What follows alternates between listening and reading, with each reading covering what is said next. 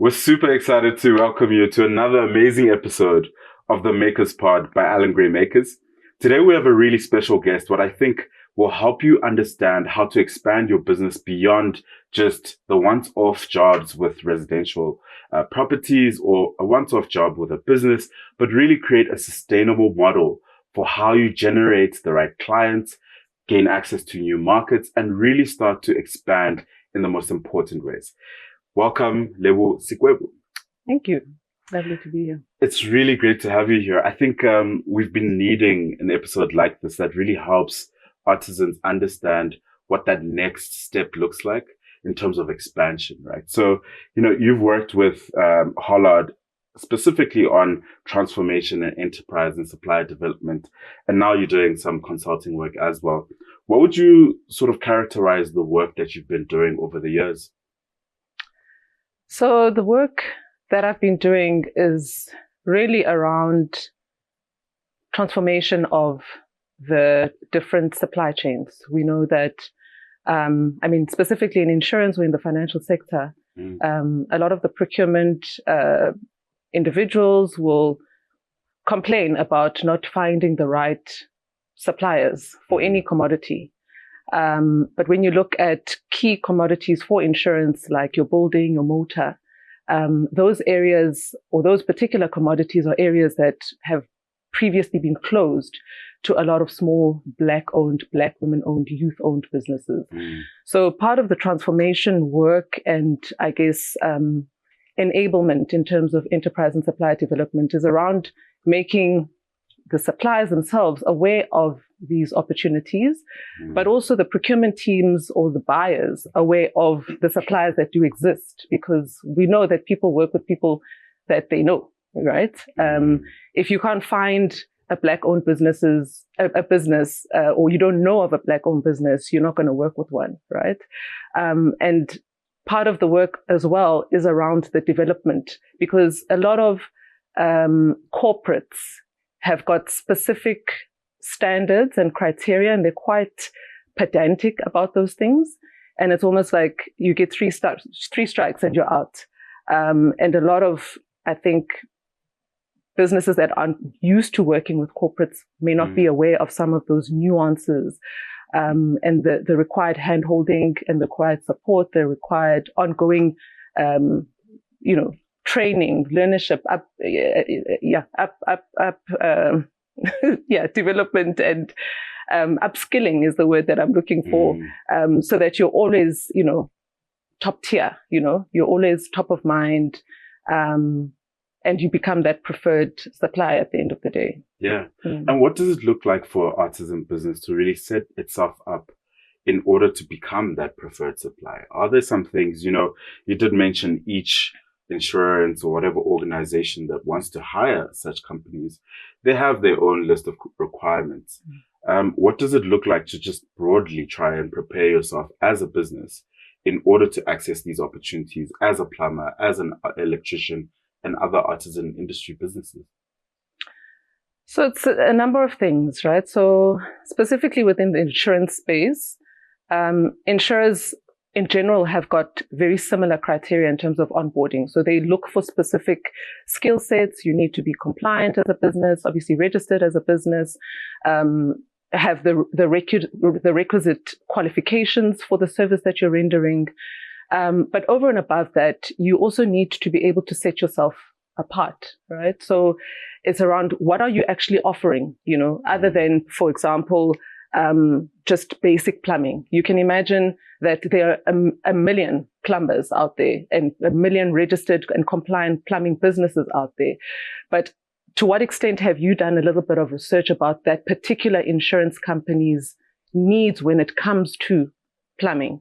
You can also do a little bit of research around, the plumbing space in general. We know that there's a lot of focus now on renewable energy. So, are you able to provide solar geysers or install and maintain solar geysers, that kind of thing? So what's important is also around just educating yourself around the different insurers or the different companies, because it might not necessarily be insurers that need your particular service. What are those different corporate needs? What kind of services would they need you to be able to render? How do you qualify?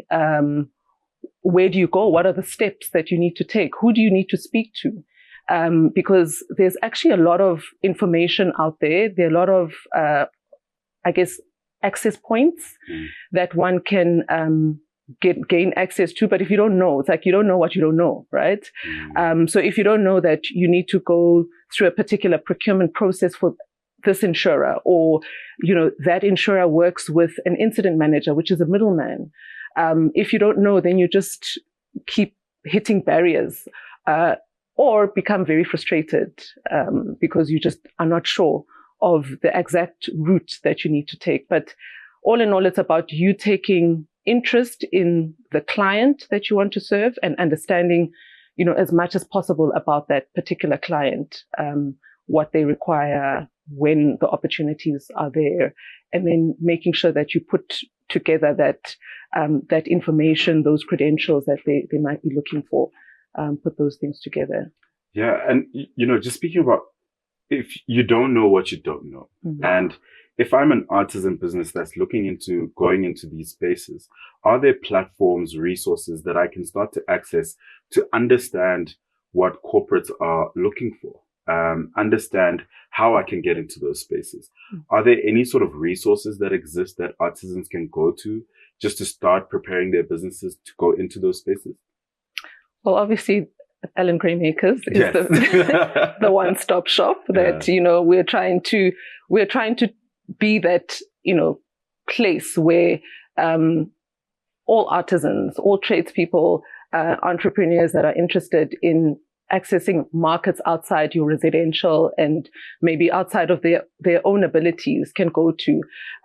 We're doing a lot of research on behalf of the makers to understand, the different market needs, what would be required of the artisans, and also being able to provide, I guess, that behind the scenes enablement, because besides being able to or needing to have compliant documents, etc., there's other requirements that they might have that, for example, funding, so if you're able to get onto a panel, and you are called to do a particular job, now you're stuck because you can't actually do the work. So plugging in an access to finance portion as well is exactly what we're doing. Because with some of the insurers, they do also want to check your cash flow, to what extent are you actually be able to do the job as soon as possible. We know that a lot of makers may not have access to material. They don't have deals with, the different material suppliers. So as part of the ecosystem, and enabling and unlocking access to market, we are also partnering with or identifying different material suppliers to say, be part of this ecosystem so that, when makers do require or have got a contract or need to deliver on work, you're able to give them, more favorable terms, or they're able to negotiate different credit arrangements with you so that they can actually get the material to do the work. So there's we are that one-stop shop. We're putting together a number of resources as well, through playbooks, this particular podcast, for example, and other, sessions where we can unpack different requirements for the different markets, where to go, how to prepare yourself. I think that's important. But I think in terms of individual makers themselves, information is available. A lot of the companies or a lot of insurers in particular have got the, onboarding criteria on their website. So also just taking that step to understand, okay, what are the requirements to onboard onto a particular insurance panel? Some of the organizations work specifically through enterprise and supply development programs. So maybe that could be the vehicle that they are able to access the panel through. So I guess taking interest in their desire to access the market by doing some research on their own as well, outside what we are able to provide to them as well. I think in general, being an artisan, right, or tradesperson isn't I'll say aspirational. Not a lot of people want to become plumbers and electricians, right? And I think there's a lot of work that needs to be done in making that an aspirational career path, right? Yeah. So I think part of what we are doing in building this ecosystem, and also in broader terms, building this movement, is to say, being a tradesperson, being an artisan is a critical skill. We know that there's a huge skill shortage in the country. We need around, I think, 30,000 artisans. We've only got 15,000. So that already becomes a gap. Getting into this space enables you to create jobs, So, if we look at what the trade space will be able to enable, that in itself speaks to the socioeconomic development and addressing the socioeconomic needs of the country. Then we go into, our interpretation or understanding of plumbers. You see plumbers and you always envision almost like a not so professional individual. I guess that's also through personal experience of certain tradespeople that maybe have come into your space, have done work in your house, etc. So we are also wanting to change that perception to say you can be a tradesperson, be professional, be clean, be, seen to be doing good quality work. You don't need to be walking around and only seen in overalls and hard hats or whatever the case is. So, working towards professionalizing the trade space is also important, because to answer your question, what is important in the corporate space is, at the end of the day, when you are on a panel, you are representing that corporate, right? So you are going to go and service that client on behalf of that particular corporate. So if you're a client, you've signed up with some insurance company, you pay these ridiculous premiums, you need your whatever electrical work to be done, and this insurer that you're paying money to brings somebody that you feel uncomfortable with. That becomes a problem to the insurer, because there's a risk there that you will then leave that particular insurance company. So we have to understand from both or all angles, that there's a need for us to transform the trade space and make it an aspirational and professional career path that people can aspire to enter, because of all these amazing socioeconomic development benefits that it has. But then you also need to look at it from the corporate side, that, they need to be able to work with the service provider, because that service provider helps them to be able to fulfill on a promise that they've made to the client.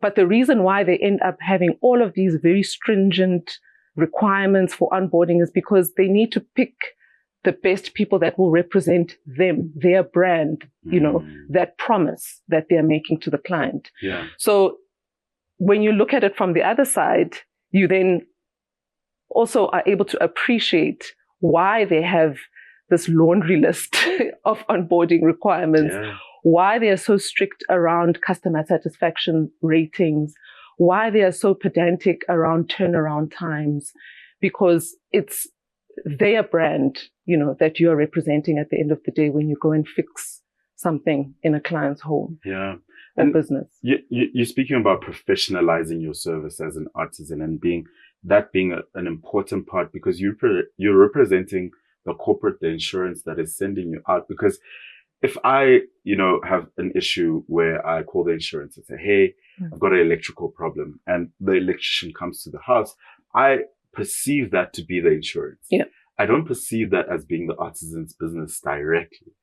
Are there other sort of mistakes or challenges that artisans do have in delivering the service or setting up their businesses that they can sort of really improve, that they can think about and be conscious of as being mistakes or challenges that they can try and work on now before they even get onto insurance panels? Yeah, I think it all goes down to, I guess the professionalizing of your business goes down to saying, if you were to procure or buy this service, what quality of service would you want to buy? Put yourself in the shoe of the client. If you were to receive this particular service, you would want somebody who's going to arrive on time. You would want somebody who's going to be, neatly dressed, who can identify themselves, So I think a lot of clients understand that the service providers that come to their home might not have the branding of that particular insurer, but they will be a professional service provider that has been vetted by that insurer. So, does your company have some sort of identifier, some sort of branding? A lot of people ask, why do I have to have a branded vehicle? When somebody comes into your home in an unmarked vehicle, you can't trust that they say who they are.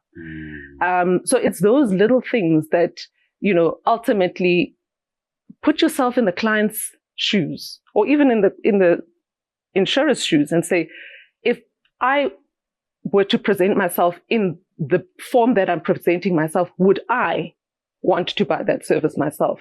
And in most cases, you would say no to certain things. You wouldn't want somebody who arrives late. That's just inconvenient and inconsiderate, in terms of professionalization.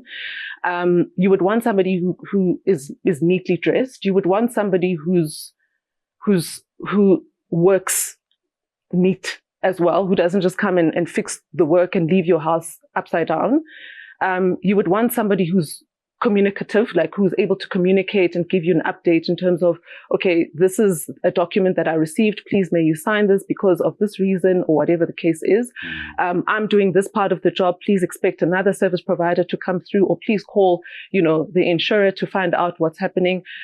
So all of those different things around, communication skills, professional skills are important outside of you being able to do the job.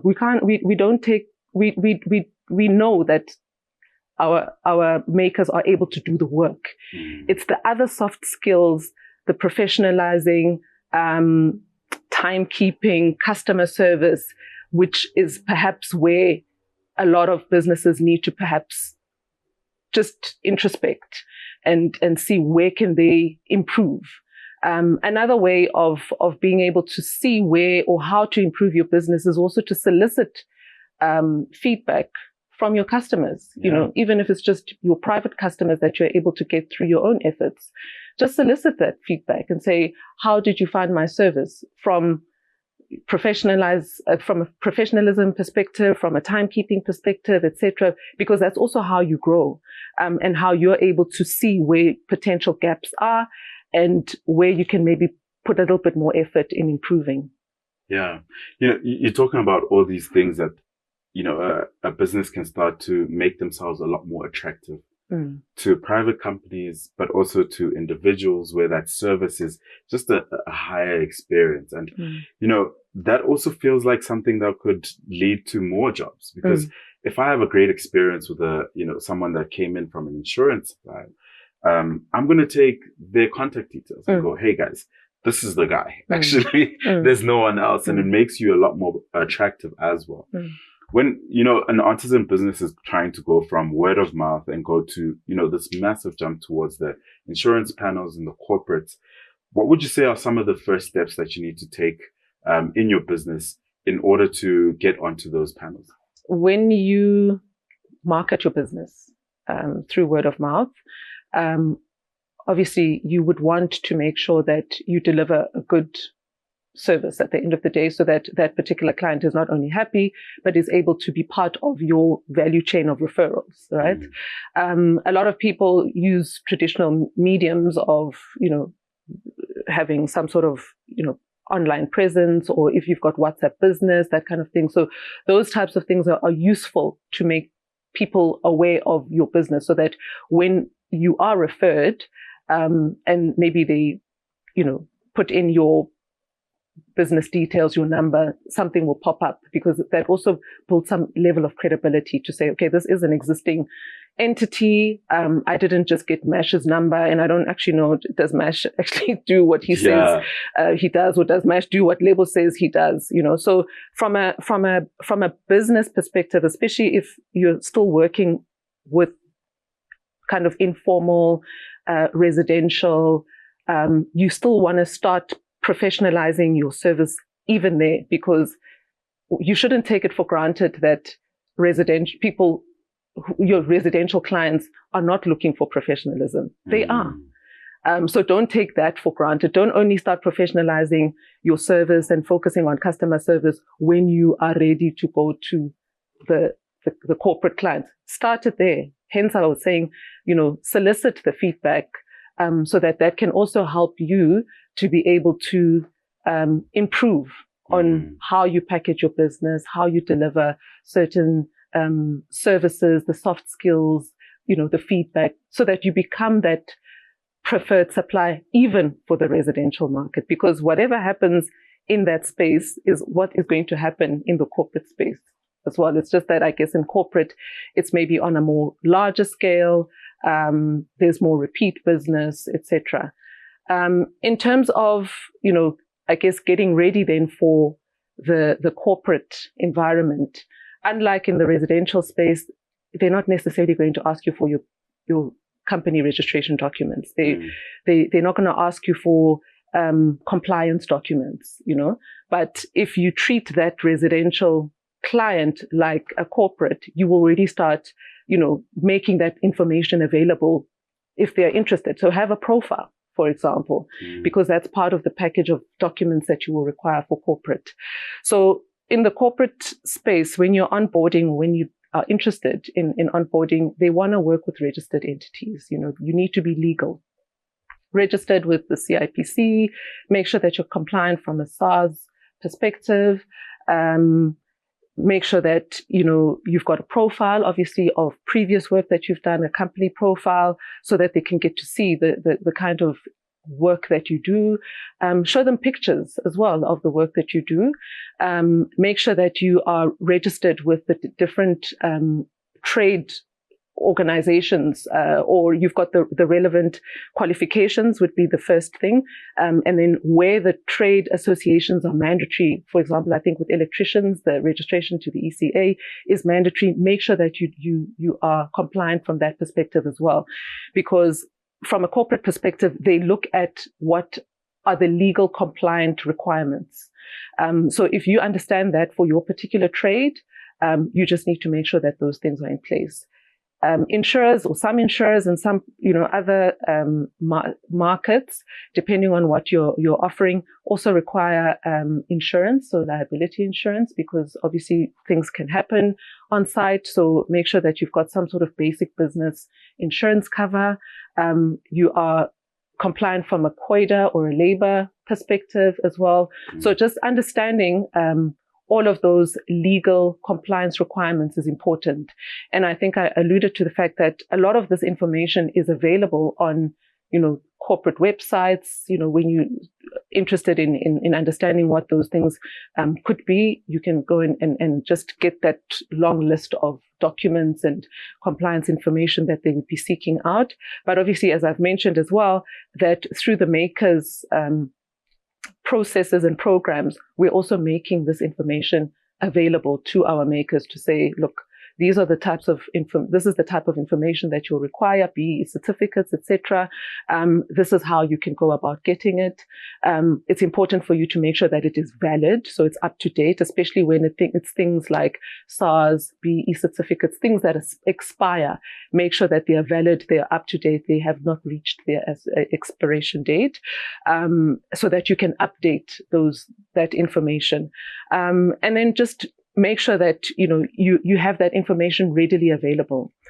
The other part, which again ties back into, I guess, the professionalizing of your business, even for residential, is make sure that you are available, like easily contactable and available. From a corporate perspective, in most cases, they'll ask you to quote. So they'll send you an email or send you some sort of notification that you need to respond to quite quickly. So you need to have either somebody in your office or somebody that can support you with admin, or if you're that person, keep checking your phone, keep checking your email, because that's how the work comes in. If you're not going to be responsive, you're going to end up losing opportunities to quote and losing the opportunities to get work.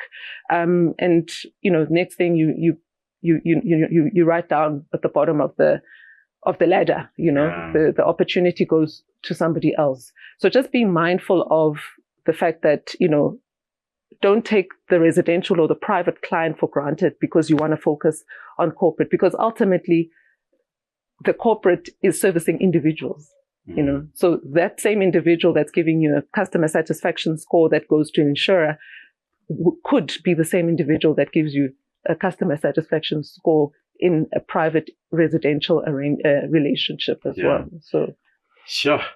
So much information and really important. I think it really helps contextualize this move from, starting, in a word of mouth sense from just a small business to really taking that leap. What's one piece of advice that you'd give to, a plumber, electrician, a maker who wants to take that leap, just to end off? Sure. I can't give one thing, but I'll try and really keep it tight as possible. Okay. Sometimes businesses feel that they're not ready, to specifically if we're looking at moving to corporates, they might feel that, I'm not ready to actually take that leap. There's different ways in which you can start getting involved in the insurance market. So identify those that are on the panels and partner with them, get onto incident management companies as well, because that is also a way of you being able to get access to smaller jobs, right? Just to get exposure and experience in terms of working with corporates. The other thing is also to work with or partner with others that are doing similar work or complementary work. You might be a plumber, but you know that in order to do resultant damage, if there's a flood or a fire, you know that the insurer might need somebody to do the plumbing and the carpentry and the woodwork or whatever. So if you can start identifying other companies that you can partner with and offer complementary services, then that also helps, because in most cases, whether it's residential work or corporate work, insurers also want to be able to work with, use the term one-stop shop as well, So if you've got that capability of project management, or you can pull together and collaborate with others, that's also another way of being able to get access to work. But at the end of the day, just take the leap, just go for it, take your luck, take a chance, apply. I mean, the worst that they can say is no, and they'll tell you what you need to fix, and you fix what needs to be fixed, and you try again. Don't be discouraged. There are a lot of businesses that are trying to access the same pool of work.